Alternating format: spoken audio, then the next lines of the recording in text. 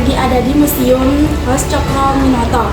Di sini kita akan ada sesi tanya jawab yang akan ditanyakan oleh Natasha.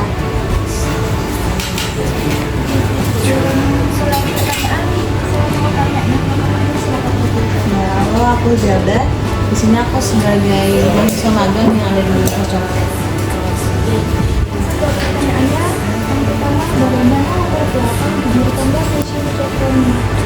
Baik, jadi kenapa rumah ini didirikan museum? Itu karena rumah itu terkenal sebagai rumah pergerakan di awal kemerdekaan Indonesia. Jadi dengan adanya sejarah yang ada di rumah ini membuat pemerintah Kota Surabaya itu menetapkan rumah ini sebagai cagar budaya, dan akhirnya di tahun 2017 itu oleh Ibu Risma itu diresmikan sebagai Museum Hos Cokro.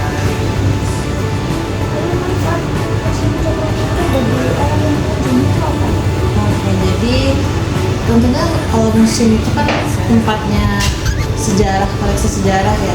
Jadi di Hos Cokro ini para pengunjung yang datang itu akan melihat dan membaca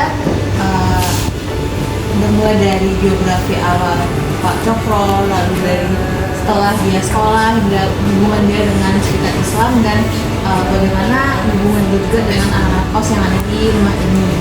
Jadi manfaatnya itu sebagai pengingat ya, jadi pengingat bagi para pengunjung yang datang dan ingin mengetahui dari sejarah Hos Cokro.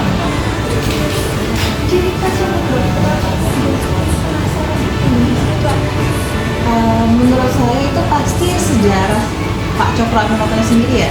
Apalagi misalkan kalian kalau yang paham politik, yang suka sejarah, itu mungkin sering kesini karena memang banyak sekali tokoh yang mampir muncul dan mengeluarkan ide-ide di sini. Kayak kalau misalkan juga suka dengan sejarah itu kan ada mulai cerita tentang Serikat Islam, terus banyak juga pengunjung yang nanya ini sih tentang kamarnya Pak Cokro. Jadi misalkan dia ke sini terus nanya ke yang jaga kamarnya Pak Cokro di mana, atau kamarnya Pak Soekarno di mana.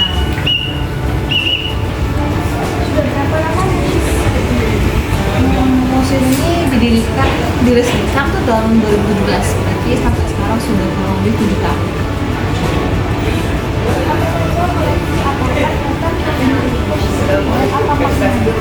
Oke, jadi kalau koleksi atau artefak sendiri itu semua yang ada di sini sebenarnya tuh replika ya. Jadi kan ceritanya itu tahun 21 Pak Cokro tuh menjual rumah ini, dan itu dibeli kalau nggak salah sama etnis Chinese di Surabaya. Terus baru di tahun 80-an itu Pemkot ngambil rumah ini, dan baru di tahun 2016 sampai 2017 itu direnovasi dan jadilah museum ini. Jadi kalau artefaknya kayaknya nggak ada yang asli ya, cuma mungkin untuk koleksi di sini ada buku-bukunya Pak Cokro, kalau nggak salah itu juga pakai berbahasa Belanda. Jadi mungkin itu salah satu yang masih tertinggal yang asli ya dari Pak Cokro. Iya, soalnya di sini sudah ada aplikasi.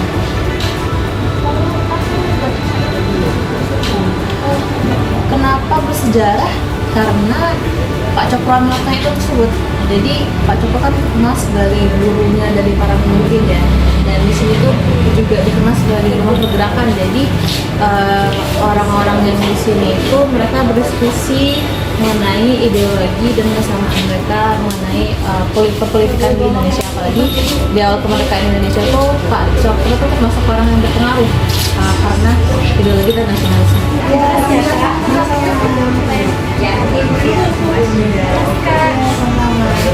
Jadi itu sesi tanya jawab kita. Thank you.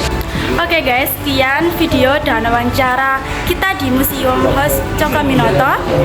Thank you and bye bye.